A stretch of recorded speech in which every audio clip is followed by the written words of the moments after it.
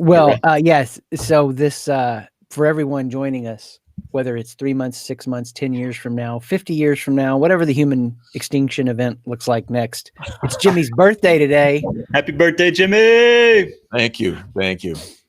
What are we doing here, Jimmy? Are we doing anything that matters? Birthday? No, but do I get to like tell you what I'm thinking about? Yeah, plus you got to intro us. Wow, I can do that anytime, man. Everybody, welcome to Breaking Brains and Building Hearts. We're exploring concepts around leadership, change, and growth for individuals, businesses, and teams. Welcome. With me, Chris McAllister and Mr. Brett Burchard. Burchard. Like orchard. Burchard. I'm gonna get it. This is my test. I'm gonna get it. Mr. Burchard, thank you. Thank you for everything you do, my friend. It seems like a key thing in being a sales expert is name. No, I'm just Well, what's interesting, my name, Rory's, Rores. I've grown up my whole life with it being mispronounced. Yeah. And so I've gotten, I should not treat you the same way, Brett, for sure. But I've become kind of immune to proper pronunciations, though I do try. And I do put myself out there. I am too. My uncle growing up used to mispronounce it on purpose just because he knew no one could say it right anyway. So he almost changed the entire family name just to accommodate the crowds. Right. Well, Jimmy, you have to stop caring because as dementia keeps setting in and increasing, you can't stress out about it. It's going to make it worse. Like one of my daughters, man. Yeah, thank you very much. Yeah, what's cool? What's interesting is COVID. I mean, talk about like demented behavior. COVID. What's interesting is it makes me more serious, during the day because I'm just taking things more seriously in this environment. But it means that I'm more wacky after hours, like when we're playing cards or goofing around the house. I'm just off the charts. So yeah, I'm approaching that realm of no return. We'll see. When I'm relaxed, and I'm like this in the middle of the day and at night, and I just will rap and be like a hype man, weirdly about everything. I was doing it upstairs. Went upstairs and I was like, Medicaid, just whatever. I can't help it. It's so much fun. I do it. And that's how I know, like, if I'm super serious, that part of me goes away. And I usually, it's because I feel some kind of pressure that's real. It's on paper. It has real numbers to it.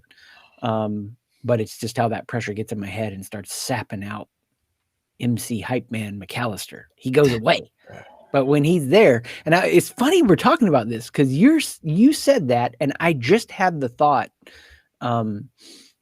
before we kicked off here, like when has that part been most present in my life? And it's when a couple of variables are kind of dialed in, and then it's like Crazy Man Chris. I'll give him all kind of nicknames. He's there. And do your kids respond though, Chris? I mean, do your kids respond with their level of craziness? Well, definitely it's age specific. So at 14, 16, 18, it's might be joking with me back a little bit. Might be eye rolls, kind of 50-50. I'm okay with those odds. Those are good enough. When they're little, it's like everything. They go with it. And when they're older, it just depends on their mood. I am very aware of trying to like feel out where they are, especially just being around them more during the day now, with the world and changing and what it is. And so, yeah, they pretty much know with me, in fact, my daughter earlier, cause I started doing it, I'm vibing, I'm joking. And this was something, she'll be 15 in a couple of weeks. And I was like, hey, when you're 15, I have a special like talk with you, I'm just trying to make her feel weirded out. And I said, just ask your sisters if you get any questions. And it's coming up a couple weeks, just giving you a heads up. And like, it is so hard to get them to bite on things. And cause they'll just ask me questions and figure it out real quick. But if I can get them to bite on things, dude, it's a riot. And actually, and I know, I really mean this, it makes me a better public speaker. Because when you have that ability to take an audience with you and it's like, zzz, and then relieve that tension and have some fun with them, it's a blast. So. Always practicing the skills. Yeah. That's real. See, I'm doing it. I'll stop. Yeah. Let's talk. It seems like we're talking about keeping it light. It's Yeah. keeping. What's interesting to me is this idea of what became apparent to me in today's election day. So November 3rd, election day. I remember, my birthday is around election day most of the time, but now it's on, and I'm thinking about this idea of all the diversity in the opinions of people around us. And so really, when I've been talking with my kids, and what do we talk about over dinner, are just the diversity of opinions about what we're facing right now among our friends and neighbors, coworkers. And the question that my kids raise all the time is, I can't believe it, or I don't understand it, I don't get it. And what really struck me is this idea of how do you lead people or function effectively in an environment where you don't get people. You have a diverse team, not necessarily for the reasons we think about diversity, but how do you manage a team and lead a team toward a goal in the face of so many diverse opinions that aren't just superficial, but for many people very meaningful. Yeah, man. Brett, how crazy is this from what we talked about at Site Shift? Yeah, I was going to say, like, you just teed it up as, go ahead, Chris. Let's all get back and enjoy. I mean, this is like that I think is on people's minds and hearts right now. And you see companies dealing with it this way. Coinbase comes out and says, we're not going to be political. We're focused on the mission. And then they had a ton of people leaving. You have other companies coming out explicitly being politically extreme left, usually companies that are more right of center. It becomes an underspoken expectation that that's who we are. So I've seen those three patterns playing out with companies like crazy. But and Brett, this just for brevity's sake, maybe. So Brett just experienced me teaching this for like 20-ish minutes to the Site Shift community, but so help me maybe include anything that you thought was helpful. Here's the way I make sense of it. We're all making sense of it this way. We're in boxes. And for most of human history, you only had your box. Over the last couple hundred years of human history, you only had a few major boxes. Like you're a conservative Hindu, you're a liberal Christian, whatever, you got it. And now we have an infinite landscape of boxes, endless ways of constructing a box. And so if we don't understand that, then all we know is our box and how our box isn't the same as their box and all that stuff. And then on top of that, it's just helping people get educated that your box is going to change. You're not going to be convinced and believe the same things that you do right now if you stay open to growth and learning. And that there are patterns that have been put down to that. And we talked about that in one of our other episodes since we've been recording with this new batch, I think, Camel, Lion, Child.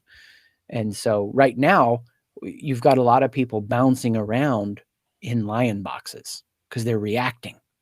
And so they're not actually progressively getting to a thinking for themselves where they pull out the meta and can look at the bigger viewpoint. They're just instead, So at the end of today, or whenever they declare results, there are going to be a lot of fulfilled people and happy because their worldview got affirmed. And there are going to be a lot of mad, sad people because their reality got broke. And neither of their realities are reality. Yeah. I love the, you always take something that I can say so simply and make it like blow my brains out of my head. So I thought you were going to say make it harder to understand. And well, I would have said that. But no. I'm just, it's all good, man. It's all good. It's, I totally agree with everything you said. And when I think about reacting, I think about the movie 300 and when the king was sent out into the wilderness to become a man, and he was facing the beast. And when I think about reacting, I think about that mother wolf sneering at an enemy, or a mama bear sneering at an enemy, or any kind of reaction like that, where we're facing a threat and we're showing our teeth. And at the most basic level, I think of that as a fear-based response. And so when you talk about this idea of being the lion in that lion stage and reacting and responding, I think of it as a fear-based response. And I think of two things, and I'm not judging people, we're all human. I do the same thing. But I think about, this idea of being trapped in a fear-based response, being, and a lot of people feel trapped right now versus feeling like they can make a choice and step out of that zone of reaction or that state of reaction and kind of create a world that they want. And for many folks, they just feel like they can't, because this is our government. This is something I can't control other than just placing a vote. So all I can do is respond in fear. Exactly. Comprehend this. Trump has the whole Western world reacting to him. People aren't voting for Biden. They're voting against Trump. If they're voting against Trump. Yeah. If they're voting. Yeah. And like that's the thing that I would want people to get. Wake up to the fact that you're reacting to somebody else's vision. Have you no vision in and of yourself so great, centering, compelling, that you desire, that crowds out everything else? Food. It's just, that's the thing. The triggering, the reactivity shows the lack of vision. Do you beat yourself up for that? No. You own it. You accept it. You're like, why don't I have a greater compelling vision? And let it take you to a wilderness. Or can I develop my own a greater vision? I mean, it's a great point of self-awareness where you don't beat yourself up, but you just say to yourself, look, can I operate in a different way? Yes. In a different way. Well, and so I think if the answer to that question is yes, then go into the thing that you're afraid of. Like you're getting you're getting reactive and you're getting triggered. What are you afraid of? There's something you're afraid of. Now I can talk about it simple or deep. Let's hit deep first, because you used the 300 example, which I love. There was actually a practice in shamanic tradition in the religions, the hunter-gatherer religions. They had to go and become so one with the bear. The bear would eat them. The bear would shit them out, and then they'd have to piece themselves back together again. And what happens when you really lean into your fears is you get disassembled. And then you have to have the ability to reassemble yourself, to reassemble your identity, a new worldview, a new awareness of mission, and how, but at a simple level, you're reacting to somebody else's vision for your life, and you're falsely making them the causal agent of who you are, of what you do. Right. And as Louis C.K. says, and this needs to be quoted a ton today everywhere, nobody cares who the president is when bacon's in their mouth. And that wisdom just is there. I know you like to quote comedians. I'm just glad you didn't quote, I can't remember the guy's name. Shoot. #1 podcast in the world, Joe Rogan. He has his own quote about the presidency, but we'll leave that off this episode. We'll talk about it later. I'll have to go look it up. I mean, yeah, there's a guy who's, again, doesn't even mean I agree with him on everything. And I'm not saying I do, but, groups can't handle a person living their own authentic vision. And so if you're waiting for the group to push you into living your own authentic vision, it's never going to happen, because groups pull down into conformity. Groups aren't bad, but without healthy vision, that's where groups go. You're opening up a bag of worms here. I don't want to dominate the conversation. I want to get Brett in here. You are opening the can of worms, but I was thinking in kind of in a different light. You talk about these people that are playing a game that everyone else is reacting to, and it just, the whole election thing to me is what captures my attention is the strategy to win the game, and how there's, they have this thing dialed in. I think it was during the 2016 primaries. So it would be the 2015-16 basketball season. I was with the Phoenix Suns. We were in Milwaukee Wisconsin, playing the Bucks. And in our hotel was John Kasich, who was at the time running in the Republican primary. And he had rented out the whole 7th floor of the hotel for his whole campaign staff. He was there for an event and all this. And, you know, all of his staffers and stuff are running around the lobby. And I'm just like mesmerized. You know, here we are trying to, you know, go play a basketball game and doing our little opponent scouting reports and all that kind of stuff. And here's a dude on the 7th floor scheming to be the leader of the free world. And it was like, holy smokes, these dudes are playing a game at a whole nother level. And then if you think about it, like they've got this election strategy dialed into the county. Like they know the 4 counties that are going to win that state. And it just blows my mind, like the level of the game that's being played, you know. And then all of us, you know, where you're talking about, Chris, when we don't have our, you know, our own vision or can't manifest our own vision, we're just reacting to their game, and we're pawns in their game, and we're going to get moved and swayed left or right, one way or the other, by fear and by these, you know, tribal communities. And if you can't enact that own vision on your life, you're just succumbing to someone else's game. But then, like the mind blowing thing to me is these guys that are playing games at crazy levels that we don't even understand. You know, we'll go stand in line and vote, but it's amazing.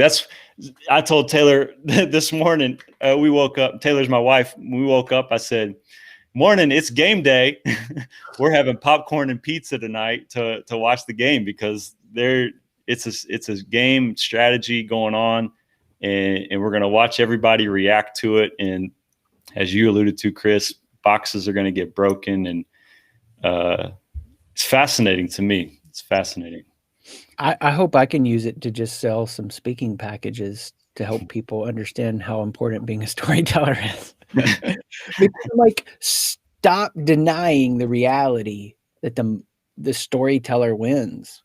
Like I said this in our last show, and I'm saying it again. And again, I don't want to get into it too much from a specific standpoint. I have my reasons that make this harder than 2016, less obvious, but then I have other reasons for now that make it very obvious. Like, it's so weird to think through things like in a short term, long term, China, Russia, all this kind of stuff. But that being said, the number of people statistically that have switched from Democrat to Republican over the last few months because of the reality distortion field, that you just keep staying on message and turning everything to what you want it to be. And we love that in business. That's what Steve Jobs did. He created reality distortion fields.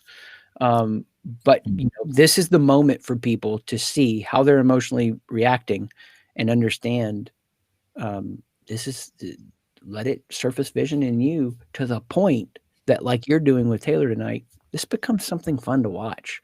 You're not so connected to it that you have despair or elation tomorrow.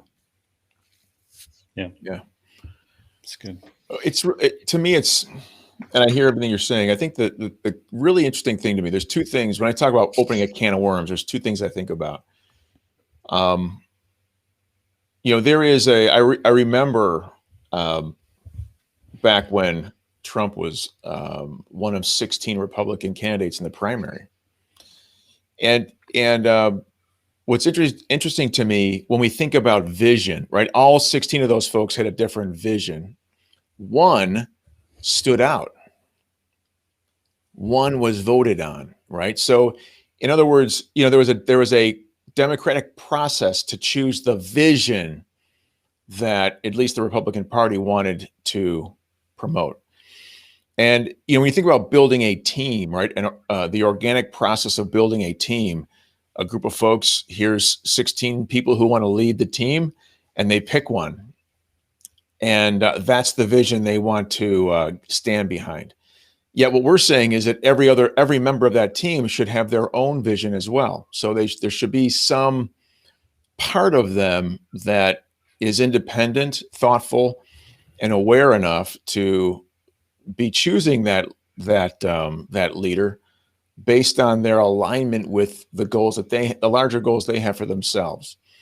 To ensure that there's alignment with the team, and we're co-leading, not just following blindly. And I think that's interesting, but it's got to be damn hard first to do that in a family where you can't pick your teammates, and it's got to be damn hard to do that at work as well. And I just think that's an amazing challenge that is worth recognizing in families and businesses, small businesses, large businesses. Because it's not democratic, actually. Right. It's just the best storyteller. It's the most persuasive one that is going to win. If you put a strategic, persuasive, influential person in the room, and you put a kind, open to democracy person in the room, best person's going to win. I'm going to win. This person's going to win. Right. If they're too aggressive, they'll be adaptive and figure that out. And it'll look happenstance and like, but actually they're playing a 3D chess game. And so for me, the real joy, passion is like bring both of those together, because the best vision's going to win, or the most persuasive person's going to win. The best storyteller is going to win. Let's let the vision for us as a corporate group be powerful, inclusive, dynamic, and empowering to each individual. So each individual needs to find their own vision of who they want to be in character, of who they want to be in cooperation with this bigger picture vision. And what you said is, it is so damn hard. Like, if that were easy, companies would just explode with growth. Political empires would take off and be so great for the whole world. But it isn't. It's you're wanting to play a cooperation game, which I agree, it's the best game to play, but there are always characters in there that are playing a competition game. And because they're playing that competition game, an unaware leader that rests on yesterday's persuasive win loses today. Yeah, I would say, and I'd really want Brett to chime in, because I'm fascinated on the connection between, sports teams and other teams, but I would call it a different game. I'd call it it's to me, it's really about this idea of the leader at the top, to what degree their vision is self-centered versus group-centered, right? When any president, when a president makes a public statement against an American company, right? Because that company has a policy of not selling merchandise, or allowing people to wear political merchandise at work, and they make a statement against that company. Let's boycott that company. That statement is a self-serving statement. It's one that's not here for the best interest of the country. It's one that's, totally. I'm pissed because and I've worked with CEOs who've been like that, and founders who've been like that, and my tenure at those companies have been very short. Mm-hmm. But when that exists, what I think is interesting is when that exists in a sports franchise at any level, a price is paid. That franchise shits the bed, or they get rid of that cancerous personality, right? And it doesn't matter. It seems to me it doesn't matter where they are in the organization, whether it's a player or an executive. I'm curious what Brett has to say about that. Yeah, well, what Chris is saying is like right on point with the most powerful storyteller, or the best storyteller, is the one who wins, who gets the influence. And you see that, and I've seen it firsthand in the NBA, just where there's so many coaching changes and leadership changes, and it's not necessarily like there's a ton of coaches with great tactical knowledge and strategic knowledge of the game, and are brilliant coaches, but it's the storytellers and that rise to the top, and that gain the influence and become the leaders. And but it also turns into motive of the leader. Like, is it here to serve me, or is it here to serve the team and the vision of the team? And I think when that vision is empowering the individuals, that are a part of it, it becomes really healthy. But as the insecure leader, when it's about like me holding on to power or me being validated, or me being celebrated, that's when it becomes unhealthy, and it ends up tearing itself down. I remember being in a situation where it was like, I don't need to tear this one down. It's going to fall on its own. You just give it enough time, because you see the insecurity of it. So, as a lot of the stuff we talk about kind of comes back to motive. How are you using the tools? How are you playing the game? And for what purpose are you playing the game? What's the end result of that for you? I don't know if that helps. That's awesome. Answer your question. Well, I think that relaxes people. Like, let this play out. This is going to show itself. I don't have to go down with this. This is also why it makes the stakes higher with politics, because where it is now, we do get more affected. I think that's not been as true the last, few cycles, but the growth of the power of the executive office as president has expanded so much post 9/11 that it does affect you a lot more. And this is, for me, like, my 18-year-old voted. So first time we've had a kid vote in our house, which is pretty interesting. And the settle for Biden meme that is so true for her generation. Like, that is everything that captured their focus and interest as a generation, just speaking in broad brushstrokes here. Because actually my daughter wrote me in, which was really gratifying. No. But the thing being, how much of a competition game are Democrats playing that they couldn't put out a better candidate? Like, that's the best you could do? Like, you've had 4 years to try to really go toe to toe and play a better game. And you're so dog eat dog that that's the best you could do, And so what I think for lack of vision is exactly, bam, sorry, there it is. I took the punchline away from you. You helped lift it up, man. Yeah, it's a bummer. And I think for, that's, as leaders, us, people watch this that are leaders, it's our job, it's our responsibility. We have to carry this mantle that we cannot let people stay in despair or exuberant, ill-founded hope wherever they find themselves. Now, we can't change their emotional state. We're not responsible for them, but we can't let them stay there without offering them a better alternative, which for me is just, where do you need to own your own reality with courage? Where do you need to take the next step in your mission, being resilient? And where do you need to help people around you? Empathy. Like, stop trying to worry about the whole world. You can't download all of human consciousness in your brain. Stop trying to carry all the suffering of the world. In a healthy way, be irresponsible and just own what you can own right around you and advance that, because this is dissipating your emotions and the energy that you have around it. And the people that could be most impacted by you aren't, So I think the spirit of what you painted with you and Taylor is pizza and chips. It's the game. I read chips in, I think. Yeah. But either way, popcorn. That was it. But like, yeah, let's use it. Let's use it as an example to our kids. And the thing that I'm saying over and over to teams that I'm speaking to and kids, storytellers with a great motive. Human history is going to keep playing out. You can't beat biology and evolution. These are the people that are going to impact the change, but got to have the good motives. Yeah. Good. How do we get good motives, Brett? I think, recognizing like the desires in you, paying attention. Why am I doing this? What do I want out of this? And servicing those desires, and then figuring out, like who you are apart from everything else you're trying to accomplish and where you're trying to belong. And, if you can separate that out, if you're seeking validation, you're seeking belonging from community, from your work, you're going to show up to get. You're going to show up. I need you. I say this to coaches all the time. It's like, the players aren't here to serve you. You're there to serve the players.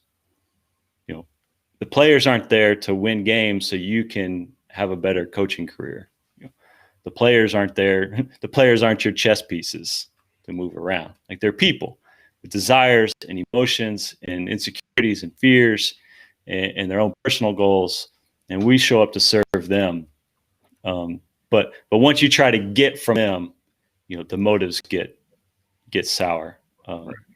Right. So Awesome. yeah, trying to separate that out of understanding who you are apart from what you're doing, who you're in relationship with, and show up to give, not get.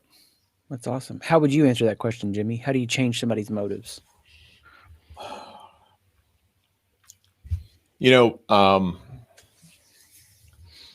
do you change someone's motives? I mean, to me, or how do they change their own motives? Yeah. I'm a student of human nature, right? And I'm at the point in my life, 54, here I am. I've been around for a bit, raised some girls. I've got my mother on living with us, so we got 3 generations in the house. The older I get, the more I feel like humanity deserves what it gets, right? We are the architects of our own misery, right? On one hand. But in the real world where I operate in business, and I'm very much pro-business, I like to test people, and I like to test the sincerity of their motives. I think I may get to the answer to your question, but this is what's on my mind right now. There are folks that are out there for themselves and do a good job of kind of conning you into believing they're there for you. And they'll work with you for as long as they can take from you enough of what they want. Then there are those folks out there who really truly want to serve, but there is a limit to the service that they're willing to provide. And what I love to do is when I find folks that I want to work with who truly believe in service, because they recognize that no human being is an island. We all depend on the folks around us for our success and what we achieve in life. And if you don't recognize that, then you will end up learning that lesson the hard way. But once you learn that lesson, then you become inspired to serve. But the question is, to what degree? And so I love to see at the level at which people abandon that that motivation, right? So think of an athlete who says, "Yeah, I'm a team player," because you can't get paid if you're not drafted to a team. So I'll be a team player, and you're drafted. Now you get that 5-year, $120 million contract. Now what? Well, now maybe I may be less of a team player, until it challenges me in another way. So I think it's interesting to really to help to kind of push people to the point where you expose that point at which they end up exposing the real motivation behind them, which for many people is that they are willing to compromise themselves to a degree for the team, only to a point. And it's interesting to when you find that point. What moment stands out for you in our interactions where you tested my motive? Well, it's not, and that the way you say that means that, and it may be, the way that it sounded when I said it is I don't go around testing people, sure, per se, but I want to know when you ninja'd me up. I just allow people to show up the way they truly are. And so so it's not calculating, so I couldn't tell you exactly when, but any time that I allowed you to show up as who you were was that opportunity. And it's all about what we can achieve together and what we are willing to do to get there or not willing to do to get there. There's nothing more gratifying to me to meet someone who's got something inspiring inside them and for them to push me versus me have to push them. That's one example. Do I have to push you, for example, to be a great teammate? Do I have to push you to follow a rule that's designed to support the team versus and our pursuit of a championship versus you being more comfortable? Do I have to force you to wear a fucking mask, right, to protect the lives of people around you because you don't know which of the 3,000 people you'll come in contact in a month may die because you spread a disease to them? Do I have to force you to do that, or are you willing to put up with that discomfort for the sake of that unknown? It's that kind of stuff, Chris.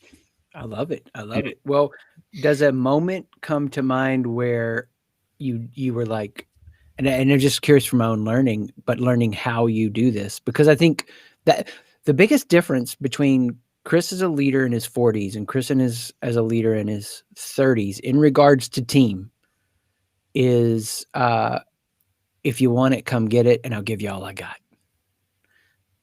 But if you don't, that's okay. Does a moment come out to come to your mind where you were like, oh yeah, this is sincere, the motive, or anything like that? Just curious of how it translates to your psychology and what showed up in that moment.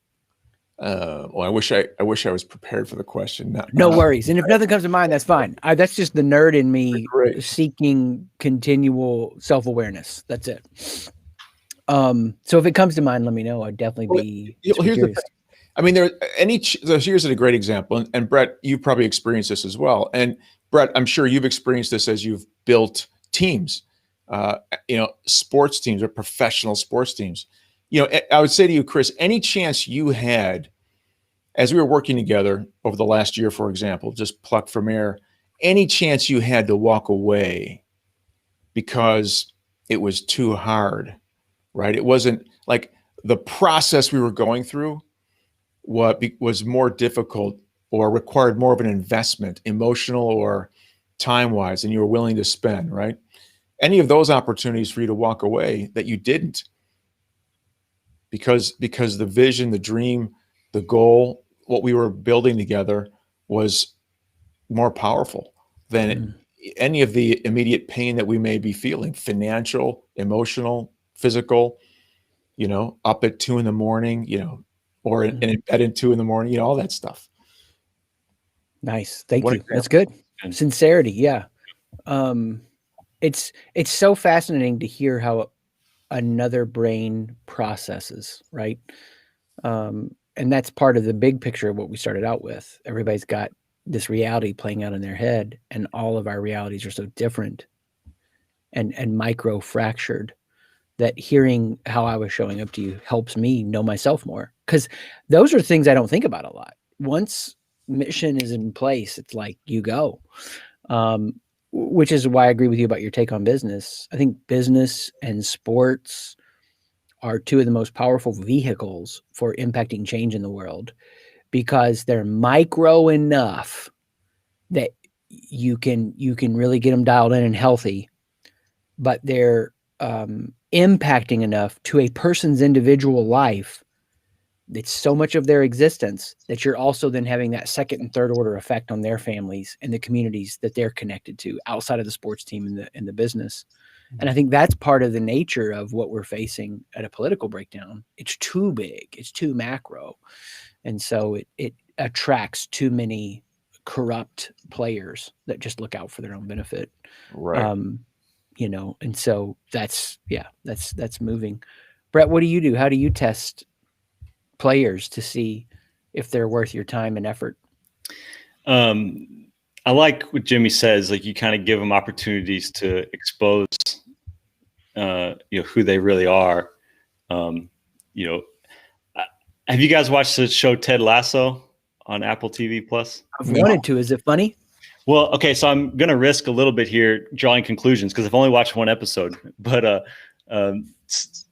American football coach gets hired by a European soccer team to coach, and he knows nothing about soccer, nothing. And the soccer team is like, the players are just like, don't believe in this at all, like completely resisting what he's doing. And the football coach is Ted Lasso.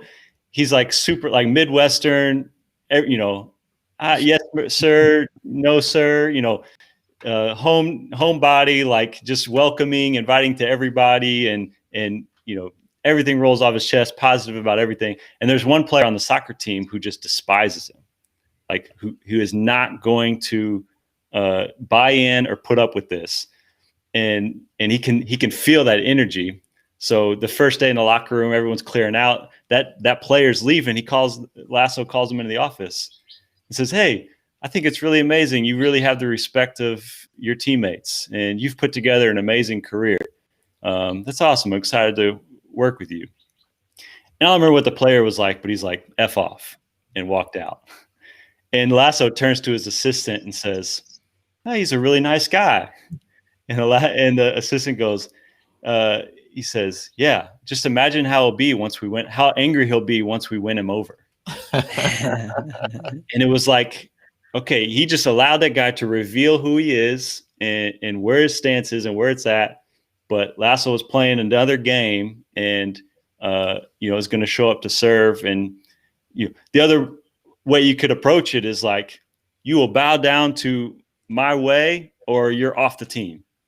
Right. Like, right. No, like I see where you're at and I'll work with where you're at and help you advance through those stages of, help lead you out of your lion stage and into a way that's more communal.